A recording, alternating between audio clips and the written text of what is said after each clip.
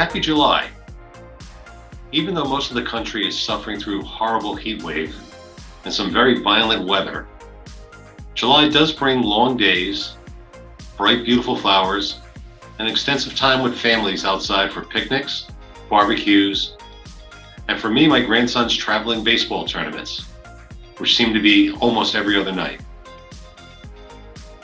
We're now also deep into the vacation season, with many families now traveling this year, heading to the shore or to the mountains.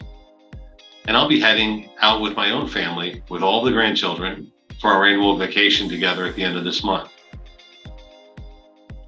And of course, July starts with our very patriotic focus on celebrating the 4th of July.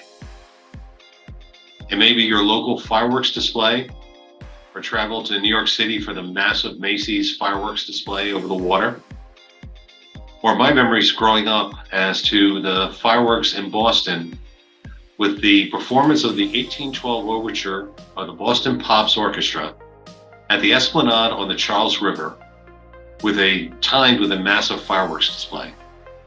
If you've never seen this, please check it out on Facebook. My 4th of July was a little laid back, and I happened to be watching the Ocho, ESPN 8, yes, a dodgeball reference, and came across the Nathan's Hot Dog Eating Contest. A local tradition on Coney Island in New York, it was certainly an interesting event to watch live. Each contestant focuses on eating the hot dog first, taking it out of the bun, then dunking the bun into a container of water and shoving the wet bread into their mouth while reaching for another dog. The challenge is to see how many they can eat in 10 minutes. The winner this year, as has often been the winner, was again Joey Chestnut, eating 62 hot dogs and buns in just 10 minutes. If you're not familiar with Joey Chestnut, he's 39 years old, 6'1" tall, and only weighs 229 pounds. And he has been a professional competitive eater since 2010 and actually makes a living at it. And this was his 16th win in 17 years of competition. So, okay, why my focus on Joey Chestnut? I'm always amazed that when I see him, that someone at 6'1", 229 pounds can eat that much in 10 minutes. I think the phrase to use is that Joey is certainly punching above his weight. I thought of this as I was preparing for this video. I think we all often feel that we're set in our current environment, that market conditions, geographic limitations, staffing woes, only allow us to operate at a good and profitable pace, but nothing exceptional. Even with the current market conditions and continuing headwinds, now may be the time to have the mindset of punching above your weight. Focus on your operations. How do I become more efficient? To be more profitable at the current revenue level?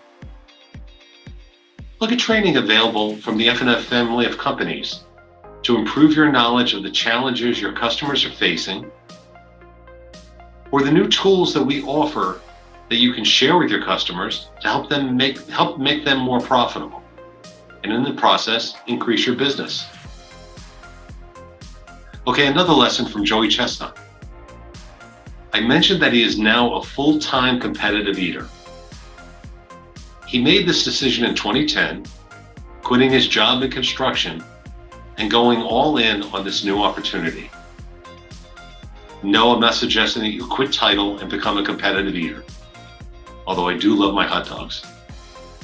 But I shared a month or two ago my suggestion that you look to establish a business plan, possibly an aggressive one, and just go for it. It may be a decision to open a new office in a new territory, or even a new state, or close a non-productive one to focus your attention on productive growth within your agency. Possibly looking to hire a new salesperson in that new territory, or take advantage of the sales training programs that we offer for you and your current staff, and our marketing guidelines and programs. And if you're a principal of an agency, maybe it's time to hit the road to get a first-hand look at the market. The key is, like Joey, to commit to a plan, then execute. Okay, so back to July and the July 4th and the celebration of the ratification of the Declaration of Independence. Okay, one more useless fact to share at a cocktail party. Our actual act of separation from England was by the Resolution of Independence approved on July 2nd. John Adams actually wrote to his wife that the second day of July, 1776, will be the most memorable epoch in the history of America. So I guess John Adams was off by 2 days. And to be fair, the 2nd of July just doesn't have the same ring to it. But our founding fathers took the bold step in declaring that the 13 colonies were no longer subject to the monarch of Britain and were now free and independent states. Talk about a bold commitment and being all in. So as you think about the headwinds that we're facing, higher interest rates, higher home prices, a shrinking supply, like our founding fathers, we can look to not allow this to stop us from taking the bold moves forward that are needed to succeed in this market. Make a plan, commit, and be all in. I hope you can survive the heat and enjoy the remaining weeks of summer, and I'll talk with you again in August.